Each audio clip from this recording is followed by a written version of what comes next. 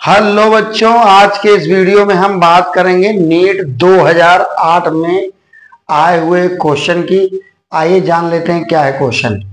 Question ये है कि at 10 degree centigrade the value of the density of a fixed mass of an ideal gas is divided by its pressure is x. नहीं मतलब समझे, मतलब ये है कि हमारे पास कोई आइडियल गैस है, उस आइडियल गैस के फिक्स्ड मास की डेंसिटी को यानी कि रो को जब प्रेशर से डिवाइड किया गया है तो वो वैल्यू एक्स है, ऐसा वो कह रहा है।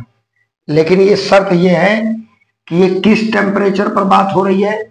ये बात हो रही है एट 10 डिग्री सेंटीग्रेड पर, यानी कि किसी आइडियल गैस के लिए 10 डिग्री सेंटीग्रेड पर उस आइडियल गैस की डेंसिटी और प्रेशर का जो वैल्यू है, डिवाइड का वैल्यू जो है वो एक्स है।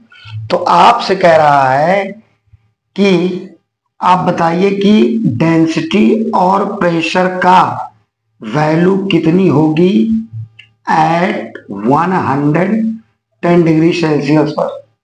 ठीक है, ये हमारा क्वेश्चन है। तो ये पहला टेम्परेचर है, इसलिए हम इसको T1 माने ले रहे हैं।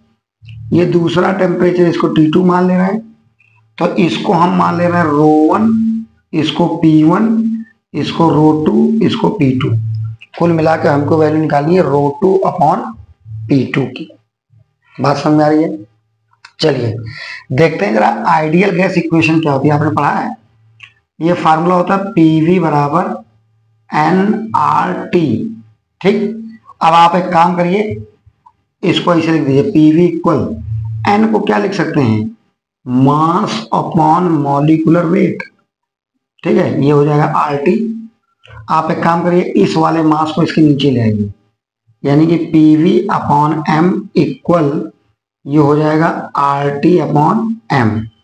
एक काम करिए, इसको रिवर्स कर दीजिए, मतलब इसको पलट दीजिए, रेसिप्रोकल कर दीजिए।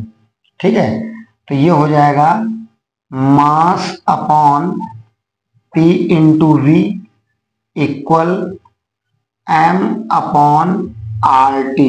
हाँ या ना, बोलो। ये क्या लिखा है, mass upon volume. Mass upon volume किसके बराबर होता है, डेंसिटी रो के, और ये प्रेशर है। ठीक है, इक्वल ये हो जाएगा M अपॉन RT। आप ये बताइए, M और R ये कांस्टेंट टर्म यहां पर है, और टेम्परेचर जो है वेरी कर रहा है, देख रहे हो। इसका मतलब हम ऐसे लिख सकते हैं, density upon pressure is inversely proportional to temperature. ये हमने यहां पर देख लिया। आप बताइए, इससे दो फार्मूले बन सकते हैं, ρ1 अपॉन P1 इक्वल, टेम्परेचर उल्टा है तो यह आ जाएगा T2। अब यहां अगले केस में क्या होगा, ρ2 अपॉन P2 इक्वल ये हो जाएगा T1।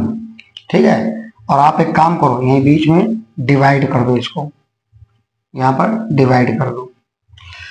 अब बताइए, सब वैल्यू तो आपको दे रखी है।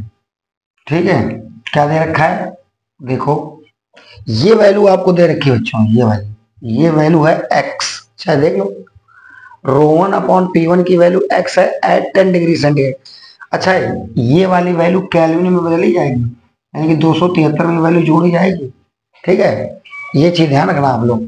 तो यहाँ पर ये वैल्यू कितनी है, ये वैल्यू है x अपॉन, इसकी वैल्यू हमें निकालनी है, यानी कि ρ2 अपॉन P2 की वैल्यू हमको निकालनी है, इक्वल T2 ये वाला टेम्परेचर 110, इसको बदलेंगे केल्विन में, तो 273 में जब ये जोड़ोगे तो कितना आएगा, 383, यानी कि T2 की वैल्यू आ जाएगी 383 अपॉन T1।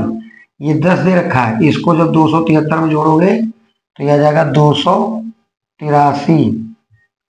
ठीक है, एक काम करो, इस वाली वैल्यू को उधर ले जाओ, इस पूरी वैल्यू को उधर ले जाओ। ठीक है, तो ये हो जाएगा x, ये आ जाएगा 283 अपॉन 383 इक्वल ये वाली वैल्यू उधर आ जाएगी, ये आ जाएगा ρ2 अपॉन P2 बोलो भाई, ये वैल्यू कितनी आ गई, ये 283x अपॉन ये वाली वैल्यू आंसर आ जाएगा इसका।